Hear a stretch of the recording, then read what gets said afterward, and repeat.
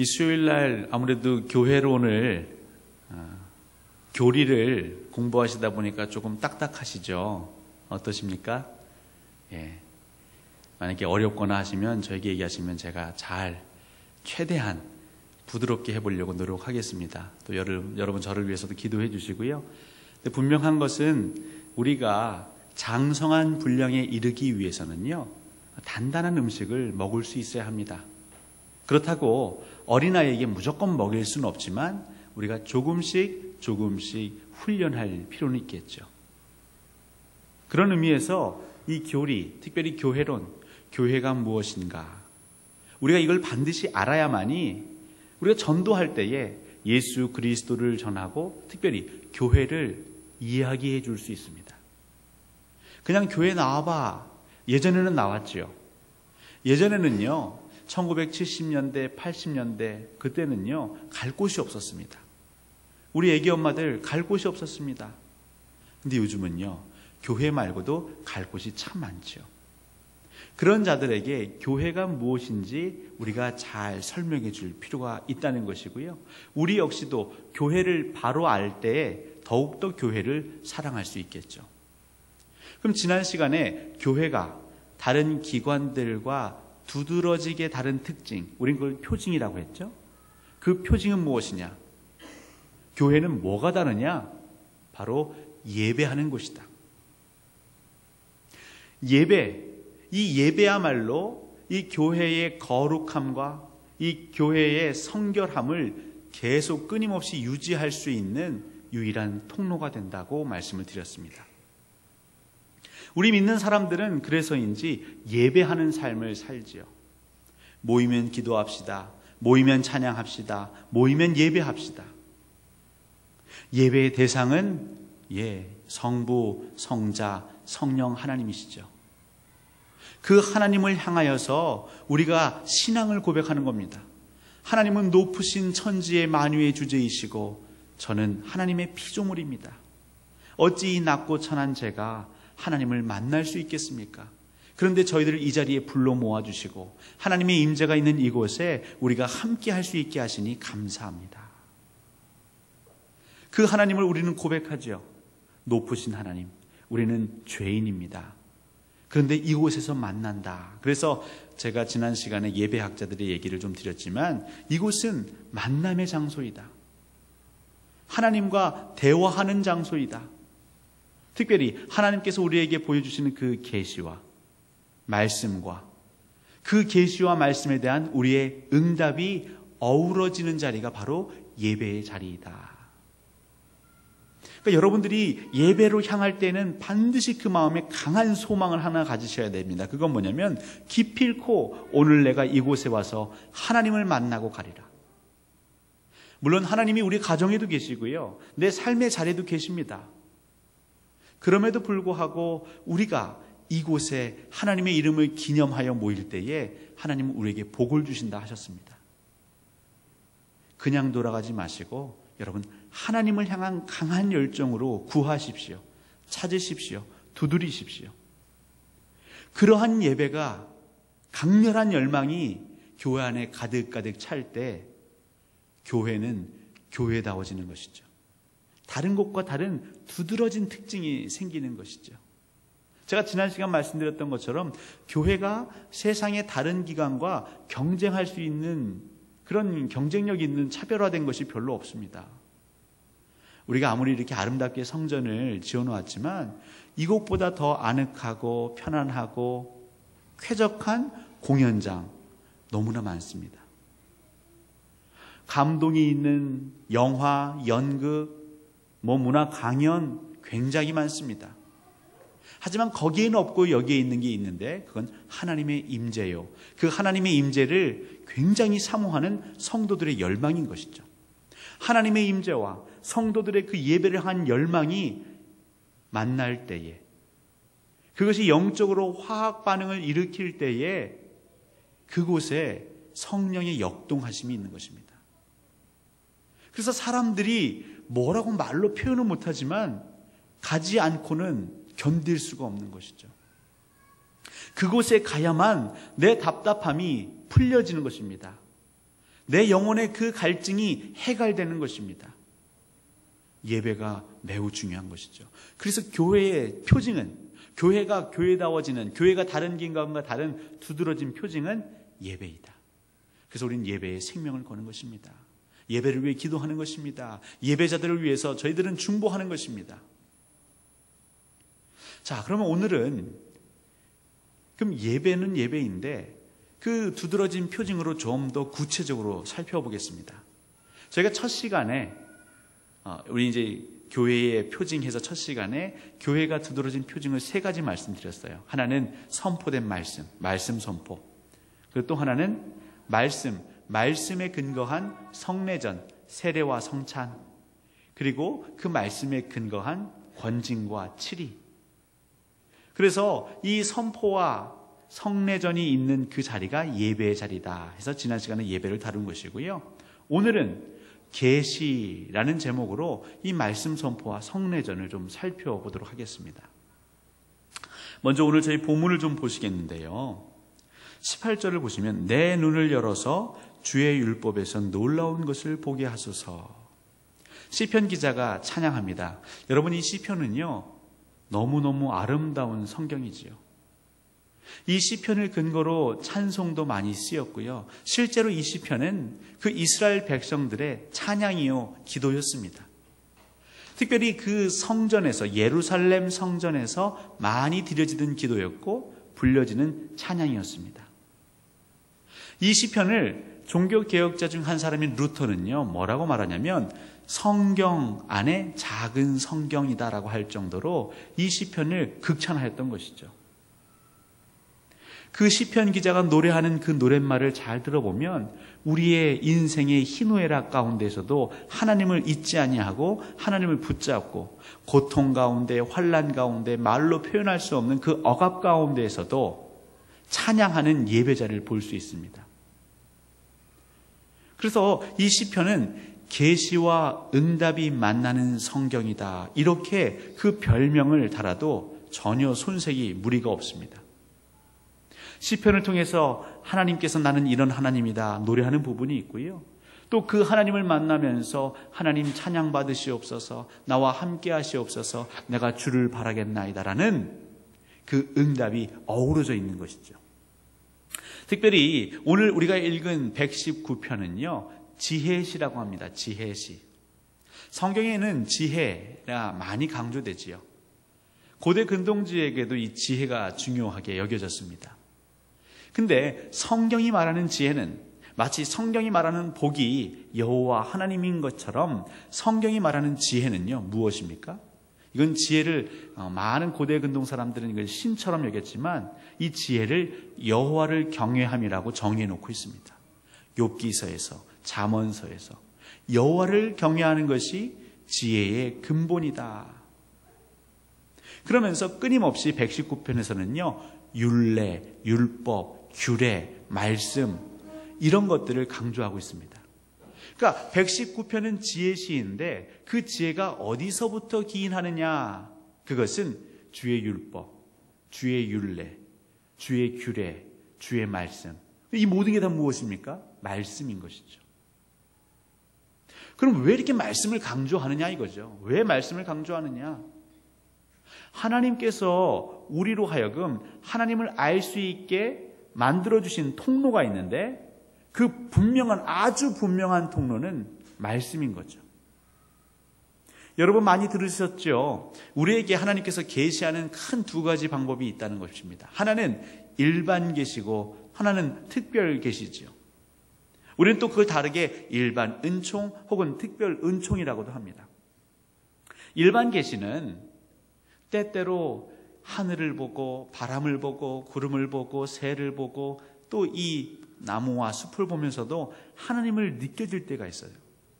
아, 하나님 참 좋으시다, 오묘하시다, 하나님의 이 신유막측함을 찬양할 때가 있습니다. 그런데 문제는 그 일반 계시 가운데에서 어긋나는 사람들이 있죠. 하나님은 하늘에서 말씀하시는데 이 세상에 있는 우상을 만들어 놓고 이 우상이 신인 양 나무에다가 절하고요, 산에다가 제사 지내고요, 바다 앞에서 제물 드리고요. 일반 계시에는 모순도 많고 오류도 많습니다. 그래서 하나님께서 특별히 이스라엘 백성들을 취하셔서 그들을 시내산에 불러놓으시고 모세를 시내산에 불러 올리시죠. 그리고 그에게 40일 40야 동안 말씀을 주시지 않습니까? 그게 특별 계시죠. 특별 계시. 이스라엘 백성들은 토라라고 하는 모세오경을 굉장히 중요하게 여겼습니다. 그래서 이 토라를 끊임없이 읽어줍니다. 그 유대인들의 회당에 가면 랍비가 딱 앉아서요, 토라를 계속 읽습니다. 물론 중간중간에 강론하지만 계속 읽어줍니다. 그리고 그 유대의 어린아이들은요, 그 토라를 듣고 암송합니다. 신명기 6장에 보면 이스라엘아 들으라, 그래서 쉐마라고 하죠. 쉐마. 아마 요즘 인터넷이나 이런 데 보시면 쉐마 교육 이런 거 많이 보셨을 거예요. 다음 세대 교육을 어떻게 할 것이냐, 총회 교재로 할 것이냐, 영어 성경으로 할 것이냐, 분분합니다. 그러다가 이제 쉐마 교육 하는 교회들이 있어요. 뭐냐면 말씀을 들려주라. 어린아이라고 무시하지 말아라. 어린아이들도 말씀에 반응할 수 있다. 왜요? 하나님의 말씀은 살아있기 때문에. 하나님의 말씀은 운동력이 있기 때문에. 사람의 말이 아니기에 어린아이들이 모르는 것 같으나 그 말씀을 자꾸 듣고 들으면 오히려 어른들보다도 더 분명하게 말씀 가운데 거할 수 있다. 그래서 쉐마 교육을 시킵니다. 말씀을 읽어주고 물어봅니다. 이 말씀의 뜻이 무엇인 것 같아? 하나님이 너에게 뭐라 말씀하시는 것 같아? 우리가 흔히 하는 큐티죠. 근데 그것을 부모와 자녀가, 교사와 자녀가, 학생이 그 쉐마 교육, 이 말씀이 중요하다는 것입니다. 그래서 이스라엘 사람들은, 유대인들은 말씀을 계속 읽어줍니다. 들려줍니다. 근데 여러분, 욥기서 기억하시죠? 욥기서에서, 욥기가 그 42장 거의 끝부분입니다. 내가 지금까지는 여호와를 귀로 듣기만 하였는데 이제 내가 눈으로 주를 배웠나이다. 이게 무슨 소리일까요? 내가 지금까지는 주를 귀로 듣기만 하였습니다. 그러니까 유대인들의 신앙생활은요, 듣는, 경청하는 거였습니다. 그러니까 그것만 해도 굉장한 것이죠. 들으면요, 믿음은 들음에서 나지 않습니까? 그러니까 듣다 보면 달라집니다. 그러니까 우리 인생이 무엇을 많이 듣느냐에 따라 내 생각이 바뀌고 인생의 방향이 바뀌죠. 왜 우리 아이들에게 유행가 많이 듣지 말라고 하십니까? 유행가, 좋습니다. 근데 중요한 건 그 가사 안에 흐르는 그 사고 방식이 아이들로 하여금 즉흥적이고 선정적이고 폭력적으로 만드니까 웬만하면 유행가 많이 듣지 말아라. 찬송가 들어라, 찬송가. 근데 아이들은 찬송가가 너무 고루한 거죠. 지루한 거죠. 듣는 게 굉장히 중요하죠. 그런데 우리 인류의 조상들은 옛날부터 지혜가 있으셨어요. 그래서 뭐라고 말씀하십니까? 백문이 불여 일견이다 그랬습니다. 100번 듣는 것보다 한 번 보는 게 더 낫다. 듣는다라는 것은 어떤 의미에서는 이제 간접 경험이라고 할 수 있겠습니다. 이스라엘 백성들에게 대대로 이 규례를 지켜라라고 여호와께서 말씀하시면서 이야기해줘라, 이야기해줘라라고 할 때 그 무엇입니까? 옛날 너희 할아버지가, 증조 할아버지, 고조 할아버지, 너희의 선대가 우리 아브라함의 하나님, 이삭의 하나님, 야곱의 하나님이 이렇게 시작하는 거죠. 이야기입니다. 이야기. 그러니까 이 아이들이 직접 경험한 건 아니고요, 옛날에 우리 믿음의 조상들이 경험했던 이야기. 홍해를 건너갔었대. 사막에서 먹을 게 없었는데 만나와 메추라기가 내렸었대. 그래서 별로 실감은 되지 않지만 계속 어려서부터 듣는 거죠. 그게 하나의 습관이 되고 문화가 된 거죠. 문화가. 자기의 익숙한 분위기가 된 거죠. 그런데 그것이 물론 유익할 수 있지만 그보다 더 유익한 건 무엇이냐면 내가 보는 겁니다. 내가 본다라는 것은 간접 경험이 아니라 직접 경험을 의미하는 것이죠. 욥은 정말 어려서부터 아마 그의 집안에서 믿음 신앙 교육을 잘 시킨 것 같습니다. 어려서부터 주일학교도 잘 보낸 것 같고요, 토라, 쉐마 교육도 잘 시킨 것 같습니다. 그러니까 동방의 의인이라고 할 정도로 그 삶에 흐트러짐이 없죠. 경건합니다. 뭐 요즘 청교도 신앙이라고 하는데 그 청교도 신앙을 뛰어넘습니다. 거룩합니다. 그런데 환난과 핍박과 역경과 고난과 그 주위의 친구들로부터의 아픔과 그렇게 항변하기도 하고 논쟁하기도 하면서 마지막에 그가 깨닫는 건 무엇입니까? 아, 이런 또 새로운 세계가 있구나. 예수 믿는데, 하나님 믿는데 내가 지금까지 한 것도 귀하다 했지만 지금보다 더 새로운 세상에 있었구나. 내가 지금까지는 귀로만 예전에 우리 조상들이 만났던 하나님, 내 간접적으로 경험했던 그 하나님의 얘기만 들었었는데 이제 내가 하나님을 본데 와, 이게 신세계로구나. 그 신앙이 완전히 한 두세 단계는 업그레이드가 되는 것이죠. 그러니까 오늘 18절 말씀이 그겁니다. 내 눈을 열어서. 그러니까 우리 눈이 닫혀 있다는 거죠. 우리의 눈은 왜 닫혀 있을까요? 우리 보통 눈꺼풀에 뭐가 콩깍지가 씌었다 이렇게 표현하지 않습니까? 저도 결혼했을 때 뭐가 씌었었겠죠. 예. 사람은요, 눈에 뭐가 씌이면 제대로 못 봐요. 그래서 색안경을 끼고 보지 말아라 이렇게 표현들 하지 않습니까? 근데 그 색안경을 벗어버리는 게 어렵죠. 내 선입견을, 내 편견을 벗어버리는 게 쉽지 않습니다. 결코 쉽지 않습니다. 그래서 시편 기자가 기도하는 겁니다. 하나님, 내 눈을 열어주십시오. 하나님께서 하나님을 드러내고 계시는데, 계시하고 계시는데 그 하나님이 계시하는 것을 내가 있는 그대로 보게 해 주십시오. 내가 정말 위대하신 그 하나님을 제대로 목도하기 원합니다. 뚫어지게 바라보기 원합니다. 여러분, 하나님을 제대로 보면 이스라엘 백성들이 뭐라고 말했습니까? 하나님의 영광이 임하는 것, 그리고 그 천둥과 번개 소리가 나니까요, 이스라엘 백성들이 벌벌벌 떠는 겁니다. 우리가 우리의 죄로 죽을까 하노라. 그래서 모세에게 얘기하는 거죠. 제발 하나님께 전해다오. 우리에게 직접 나타나서 말씀하지 말도록. 모세, 네가 듣고 우리에게 얘기해 주라. 그럼 내가 다 따를게. 이게 출애굽기의 이야기죠.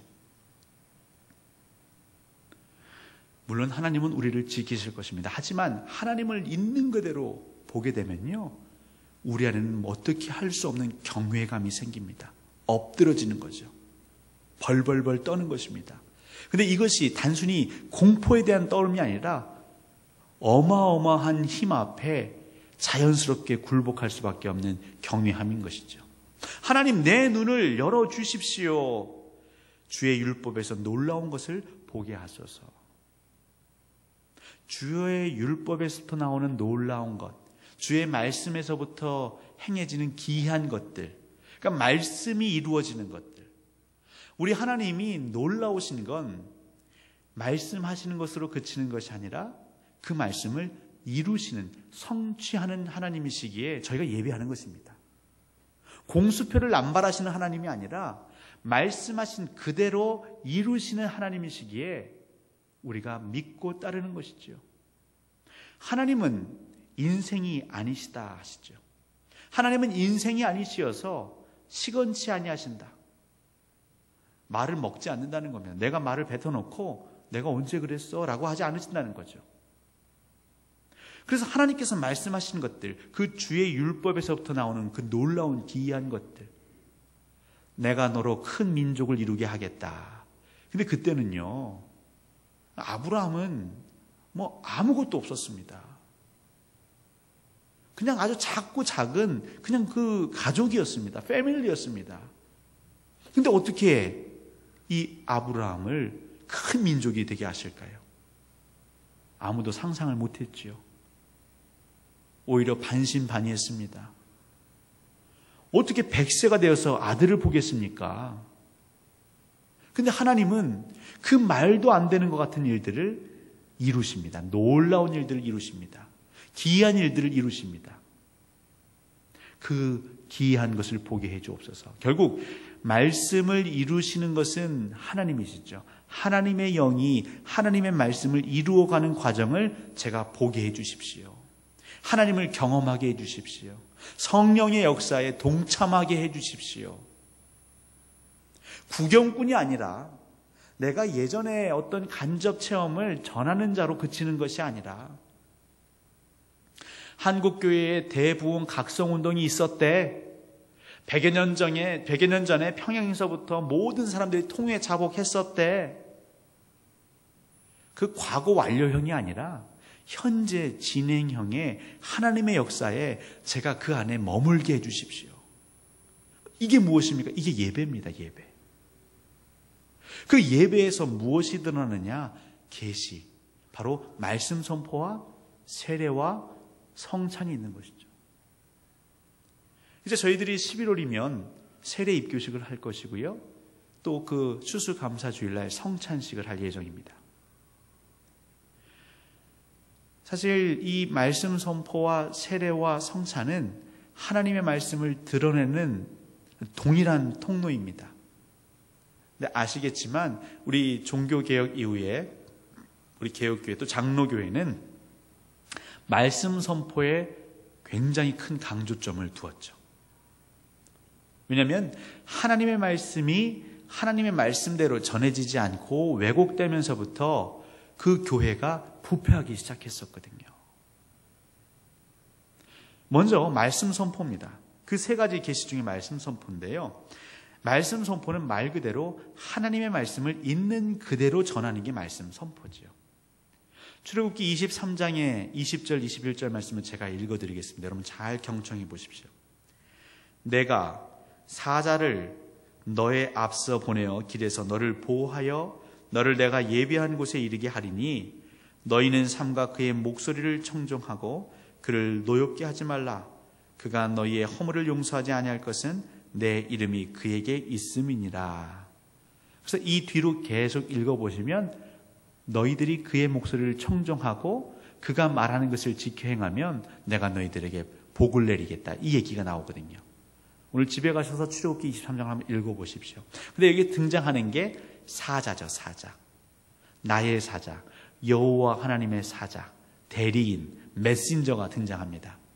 그래서 그 메신저의 말에 청종하여라. 경청하여라. 순종하여라. 왜냐하면 그에게 나의 이름이 있다. 내가 그에게 내 권세를 허락하였다. 내 옥쇠를 허락하였다. 내 결재권을 허락하였다. 근데 이 사자가요. 구약시대에는 천사가 사자였습니다. 근데 이제 그것이 점점 사사로 내려오는 것이죠. 때로는 아브라함이 모세가 그 역할을 했었고요. 여호수아가 또 사사계에는 사사들이 사무엘이 다윗이 계속 그 역할들을 이어갑니다. 신약에 오면 세례 요한이 이 역할을 이어가고 나중에는 예수님의 제자들이 이 역할을 감당하지요. 그러면 이 사자들이 여호와의 말씀을 있는 그대로 선포를 해야 되는데 문제는 중간중간 잘못을 행할 때가 있죠. 열왕기하 5장에 가시면 엘리사 얘기가 나옵니다. 엘리사가 누구를 고치냐면 아람 왕의 군대장관 나아만을 고치죠. 그 나아만이 너무나 병이 심하게 걸렸습니다. 그래서 이걸 어떻게 하면 나을 수 있을까 백방으로 알아보니까 그 신하 중에 하나가 저 이스라엘의 엘리사에게 가면 나을 수 있습니다. 그래서 친히 갔지요. 근데 엘리사가 그를 만나 주었습니까? 그냥 얘기만 듣고 그의 사자를 통해서 얘기하지 않습니까? 그냥 강물에 몸을 담그십시오. 뭐 예법도 없습니다.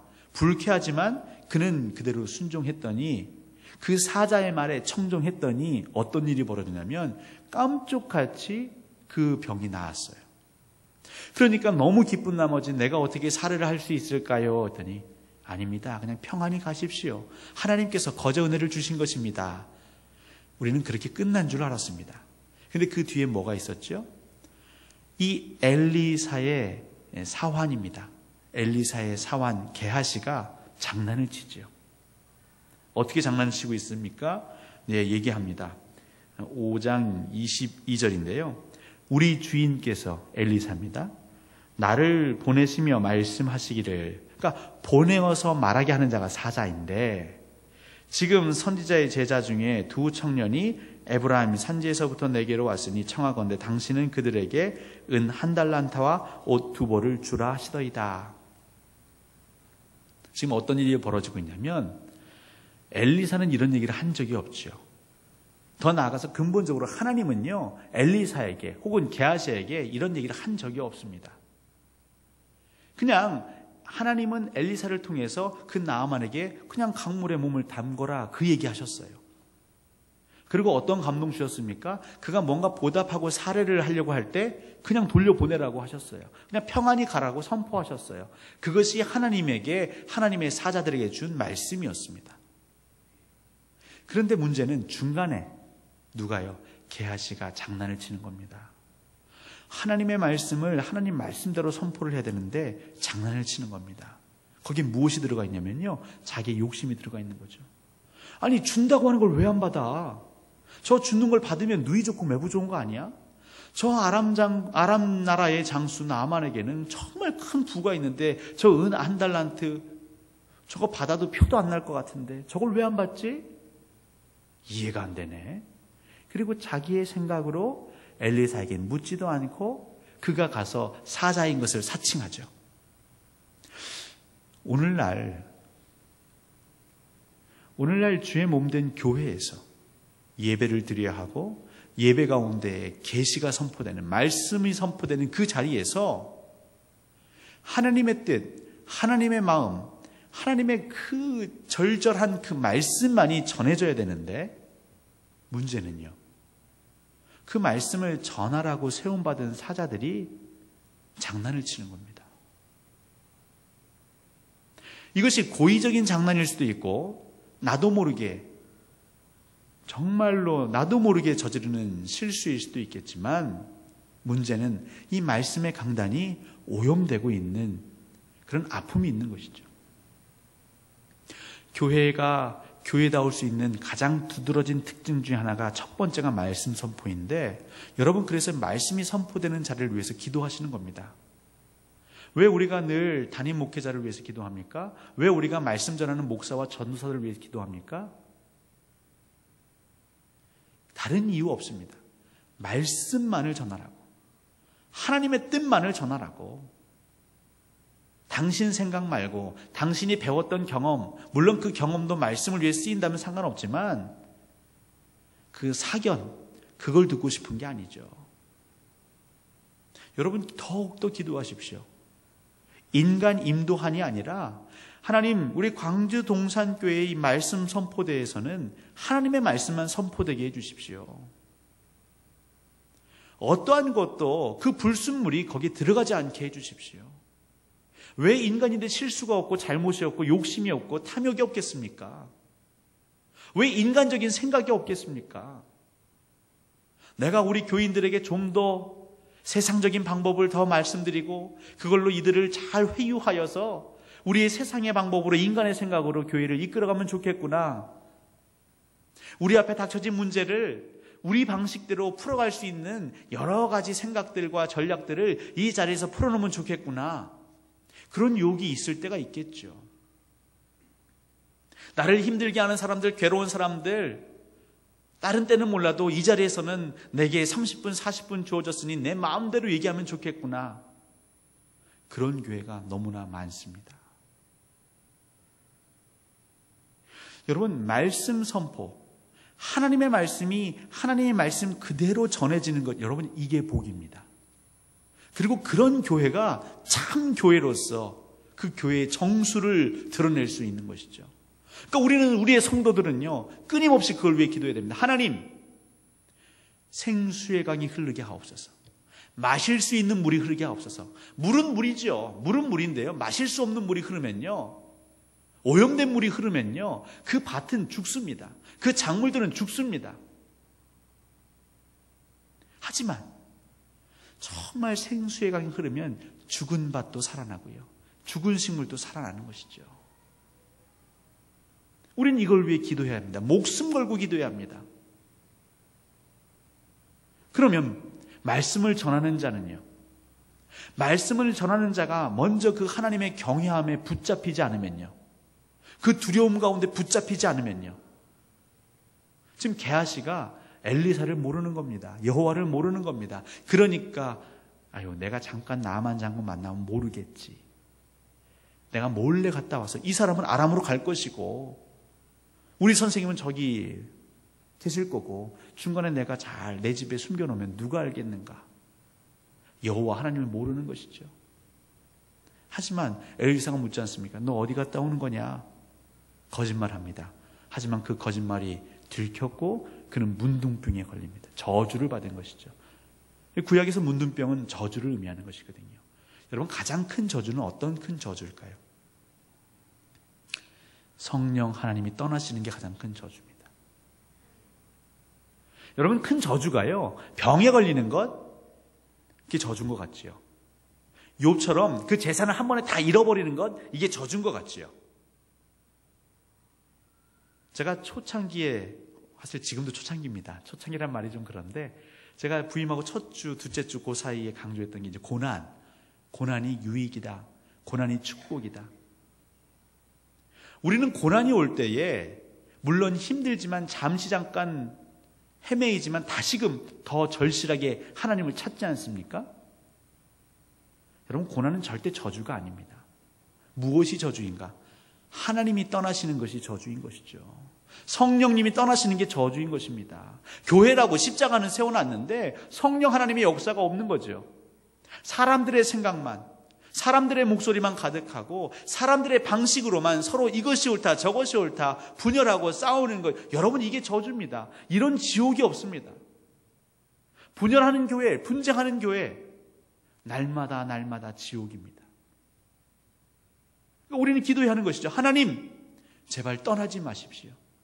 하나님, 우리의 촛대를 옮기지 마십시오. 저희가 사수하겠습니다. 다른 건 다 뺏겨도 오직 하나님의 말씀만큼은 저희가 사수하겠습니다. 그 말씀이 선포되도록 저희가 사수하겠습니다. 여러분, 맛집에 갔을 때에 맛있다 감칠맛 난다 하는 집들, 물론 좋은 재료로 오래 우려낸 집도 있지만 손쉽게 맛을 내는 집도 있죠.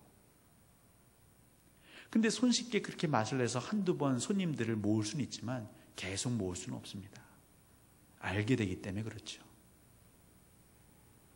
우리 광주 동산교회 성도님들이 정말 순수한 말씀에 대한 사모함이 있으면요, 하나님은 그걸 이루실 것입니다. 화려한 건 너무 좋아하지 마십시오. 흥분시키는 건 너무 좋아하지 마십시오. 나를 막 웃겼다 울렸다, 여러분 너무 좋아하지 마십시오. 우리 아이들이요, 뷔페 음식 먹고 막 쑥쑥 자라는 거 아니잖아요. 손맛이 있든지 없든지 그 어머니의 그 정성, 피곤한데도 아침에 일어나서 도시락 싸주고, 정말 하루 집안일 다 하고 더 피곤한데도 그 저녁에 그 국 끓이고 반찬 만들어서 아이에게 먹이는 그 정성이 그 아이를 자라게 하는 것입니다. 지금 한국교회가 병드는 이유는 뭐냐면요, 조미료에 병든 것이죠. 정말로 우리에게 말씀하시고자 하는 그 하나님보다는 나를 자극시키는 무언가를 찾고 다니는 거죠. 그러니까 교회가 어디에 돈을 씁니까? 조명에다가 돈을 씁니다. 화려한 영상팀을 만들어 갑니다. 그냥 그 음악에다가 돈을 씁니다. 아니, 다 중요한 게 맞는데요, 주객이 바뀌는 거죠. 주객이 바뀌는 거죠. 그러면서 점점 말씀을 가져오면 시시해요. 제가 제일 안타까운 것 중에 하나가 뭐냐면 바로 우리 청소년 사역입니다. 큰 두 축이 있어요. 한 축은 이 시대의 문화에 맞게 아이들에게 접근해야 된다. 맞습니다. 또 한 축은요, 그럼에도 불구하고 말씀 가지고 승부해야 된다. 맞습니다. 분명한 건 우리 아이들에게 하나님을 바로 보여줘야 한다. 여기에는 맞는데요, 근데 사람인지라 마음을 지키기가 어렵거든요. 그러니까 이 아이들의 문화의 코드에 맞게 뭐 하다 보면 어느샌가 보면 이 주객이 바뀌어 있어요. 그래서 그 바뀌어 있는 것이 그 아이들에게 음악이 빠지고 영상이 빠지면 아이들은 어찌할 바를 모릅니다. 그러니까 제가 한번 상상해 본 것이죠. 지금 우리나라는 전기도 잘 공급되고 평안한 가운데 있는데 전기가 끊기면요, 우리 애들은 예배할 수가 없는 거예요. 어떻게 예배하겠어요? 전기음악, 전자음악이 없는데요. 화려한 영상이 없는데요. PPT가 없는데 어떻게 예배하겠어요? 근데 우리 어른들은요, 오늘 보십시오. 피아노 없이도 우린 예배하지 않습니까? 하나님이 우리에게 주신 이 아름다운 목소리를 찬양하고요. 우리의 말씀이 선포될 때에 거룩한 상상력을 동원해서 우리 하나님 주신 이 광대한 우리 안의 상상력으로 하나님의 나라를 그리는 것이죠. 우리 스스로 영상물을 만드는 것이죠. 장성한 자의 분량이 이르려고 우리는 갈망하는 것이죠. 여러분, 말씀 선포, 말씀의 단을 위해서 기도해 주시고요. 말씀 전하는 자가 말씀에 사로잡힐 수 있도록, 여호와의 경외감 가운데 붙잡힐 수 있도록 여러분 기도해 주십시오. 그걸 사수하시면, 생수의 강이 흐르면 사막이 생명의 땅이 됩니다. 여러분, 그 다음이 이제 세례와 성찬입니다. 세례와 성찬은 이제 그 말씀이 우리 눈에 가시화되는 거라 할 수 있겠죠. 세례는 굉장히 많은 의미가 내포되어 있습니다. 기본적으로 물로 세례를 베풀죠. 물은 생명입니다. 나는 목마르지 않은 생수다. 예수 그리스도가 말씀하셨죠. 이 물을 통해서 우리가 그를 씻기죠. 죄 씻음의 의미가 있는 것입니다. 세례는. 세례가 무엇입니까? 그것은 죄 씻음의 표입니다. 이렇게 얘기하시면 돼요. 세례가 무엇입니까? 그것은 중생의 표입니다. 이렇게 얘기하시면 돼요. 중생. 죽었다가 다시 나는 것을 중생이라고 하죠. 예전에 예수 그리스도께서 요단강에서 세례 받으실 때 어떻게 받으셨습니까? 이제 침례했죠. 물에 잠겼다가 이제 올라온 것입니다. 그럼 물에 들어갔을 때는요. 이제 물에 들어가면 우리는 살 수 없습니다. 그걸 상징하는 거죠. 물에 들어갔다. 내가 이전에 하나님을 알기 전에, 예수 그리스도를 고백하기 이전에 나는 어떻게 해요? 물에 들어가 죽은 거예요. 그리고 다시 물 밖으로 나온 나는요, 거듭난 나, 다시 태어난 나, 예수 그리스도를 주인 삼아 정말 예수 그리스도를 위해 살겠다라고 신앙 고백한 나. 이건 예수 그리스도의 죽음과 부활을 또 예표하기도 합니다. 우리 주께서는 죽으셨다가 부활하셨죠. 우리도 나중에는 그 부활에 동참할 자인 것이죠. 이 세례에는 그런 의미가 담겨 있습니다. 또 이 세례는요, 이 세례를 받음으로써 무엇이 되냐면 교회의 일원이 됩니다. 지금 저희가 교회 했지 않습니까? 하나님의 부르심을 입은 자들의 모임, 이 정도는 외우셔야 돼요. 그래서 우리 교회의 머리는 예수 그리스도시고 우리는 그의 지체가 되는 것이죠. 지체, 부분이 되는 것입니다. 세례를 받으면요, 그 교회의 몸이 되는 것입니다. 그래서 세례가 굉장히 중요한 거죠. 그 세례가 행해지는 것을 통해서 그 안에 메시지, 하나님의 메시지가 늘 새롭게. 그러니까 여러분들은 세례식이 거행될 때에 그것을 보시면서, 그렇지, 하나님, 저도 이전에 회심하고 예수 그리스도를 고백했었습니다. 다시금 그 마음으로 살게 하옵소서. 제가 가끔이지만 결혼식을 가게 되면 그런 마음이 듭니다. 내가 결혼했을 때에 정말 내 아내를 사랑하기로 했다고 하는데 지금 왜 이렇게 무뎌졌는가? 다시 내 아내를 사랑하는 마음으로 살아야겠다. 그러니까 다른 사람이 예식이지만 그걸 보면서도 내 안에 다시 그 의미를 되새길 수 있는 자리가 되는 것이죠.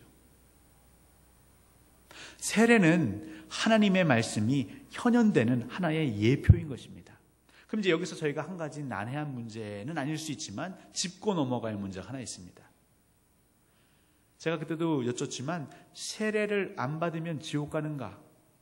아니면 세례를 받기만 하면 천국 가는가? 이건 징표라고 했습니다. 표징이라고 했습니다. 인치는 것입니다. 그래서 중요한 건 세례보다 더 이전에 신앙 고백이 중요하다. 그래서 신앙 고백한 사람에게 그 징표로 세례를 주는 것이다. 그래서 세례받지 않았다고 해서 천국 못 가는 게 아니죠. 하지만 저희 목사들은 대부분 목회적인 차원에서 이제 어떨 때 요구하시냐면요, 이제 자녀들이 예수를 믿습니다. 근데 내 부모님이 예수 그리스도를 몰랐어요. 교회도 안 갔어요. 근데 병상에 누워 계세요. 근데 정말 회복할 기미가 안 보입니다. 의사는 이제 위태롭다고 합니다. 그럼 이제 목사에게 옵니다. 목사님, 저희 부모님에게 병상세례를 좀 베풀어 주세요. 가끔은 가면 그래도 그분들이 고개를 끄덕이거나 눈을 껌뻑이거나 아니면 이렇게 말씀을 하시는 분들이 있어요. 근데 그렇게도 못하는 분들이 계시죠. 그런 분들에게도 병상세례를 베풀 때가 있습니다. 신앙 고백하지 않았지만 그때는 목회적인 차원에서 저희가 세례를 베풉니다. 하지만 그것이 부족은 아닙니다. 그것이 면죄부는 아닙니다. 우리는 이 세례를 통해서 하나님이 말씀하시는 것을 다시 기억하고 회상하는 통로로 삼는 것이죠. 성찬식 마찬가지입니다. 성찬 마찬가지입니다. 여러분, 성찬은 예수님께서 제정하신 것이죠. 그러면서 뭐라고 말씀하시냐면 이것을 행하면서 떡을 떼고 잔을 나누면서 나를 기념하라. 제가 새벽기도 시간에도 말씀드렸지만 이 기념하라가 굉장히 중요한 우리의 삶의 모티브입니다. 단순히 과거의 기억을 떠올려라 이 정도가 아니죠. 과거에 발생했던 그 사건을 오늘 이 순간으로 그대로 가지고 와라. 그래서 이 순간 다시 그 마음으로 결단하고 살기로 맹세해라 이 말입니다. 매년 우리의 결혼기념일을 우리는 그냥 선물 주는 날이 아니라 그렇지, 우리가 결혼했을 그 당시 서로 사랑했었고 그 사랑의 헌신을 다짐했었지. 근데 1년 살면서 이런저런 일로 마음도 좀 멀어지고 사랑도 식은 것 같지만 이 날을 기점으로 다시 우리 사랑하며 삽시다. 서로 헌신하며 삽시다. 이해하며 삽시다. 여러분, 사실 그게 결혼기념일의 취지이겠죠. 성찬은요, 내가 처음에 회심해서 신앙 고백하고 예수 그리스도의 이름으로 세례를 받고 내가 거듭났습니다. 교회의 멤버가 됐습니다. 지체가 됐습니다. 그때의 감격과 환희가 있었습니다. 근데 그렇게 신앙생활 하다 보니까 나도 모르게 식어지는 거죠. 바로 그때 성찬을 통해서 예수 그리스도와 다시 하나가 되고 또 우리 함께하는 지체들과 하나가 되는, 연합하는, 그것이 성찬입니다. 성찬을 받을 때에, 우리가 떡과 잔을 나눌 때에 먼저 합당하지 않게 성찬을 받지 말라 이 얘기를 하지요. 무슨 말일까요? 성찬은 주님의 살과 피를 나누는 자리인데 그걸 통해서 우리는 먼저 우리의 머리 대신 예수 그리스도와 하나가 되는 것이고 또 이 자리에 함께 있는 지체들과 한 몸이 되는 것을 기억하고 기념하는 게 성찬이란 말이죠. 근데 아무래도 사람이 모여 있다 보니까 다툴 수도 있습니다. 싸울 수도 있습니다. 미워할 수도 있습니다. 왠지 거리감이 있습니다. 그런데 우리는 그 상태에서 그대로 성찬을 받지 않습니까? 근데 그것은 엄밀히 말하면 합당하게 받지 못하는 것입니다. 우리 주님은요, 예배하기 전에 화해하지 못한 게 있으면 먼저 화해하고 와서 예배하라는 것이죠. 이 그리스도인들에게 가장 큰 문제입니다. 용서를 구하거나 용서를 한 다음에 예배의 자리에 나가라는 것이죠. 그럴 때 은혜가 있습니다. 근데 여전히 내 안에 누가 밉습니다. 근데 그 미운 사람이 저 멀리 있는 게 아니라 이 공간 안에 있습니다. 그 마음이 여기 하나 있고요. 또 은혜를 바라는 이 마음이 하나 있고요. 두 마음이 같이 있으면요, 사람은요 두 마음을 함께 품을 수 없습니다. 그럼 괴롭고요. 심지어는 그것이 그 인간의 그 정서와 정신 상태를 무너뜨리기도 하지요.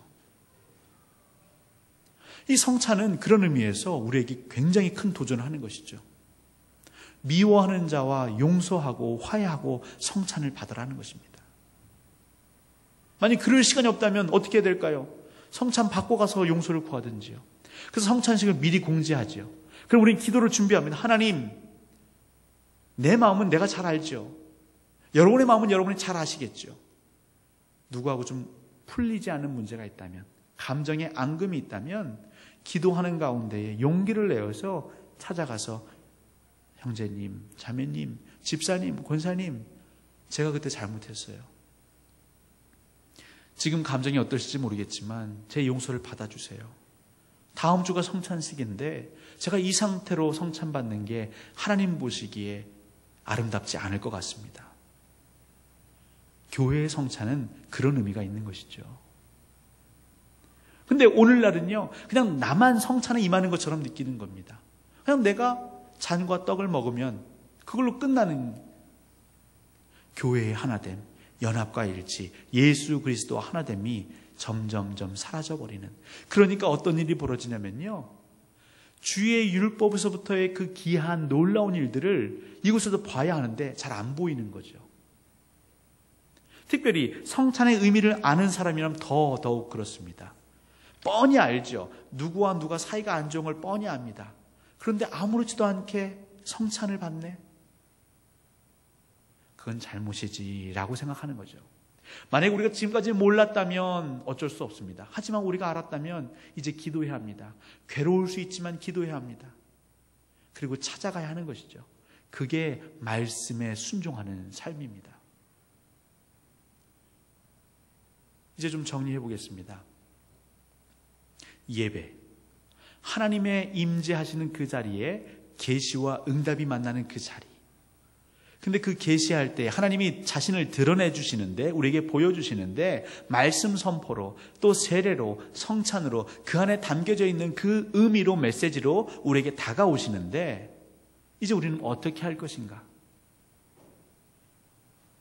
그것을 있는 그대로 수용할 것인가? 아니면 내가 그 안에서도 취사 선택할 것인가?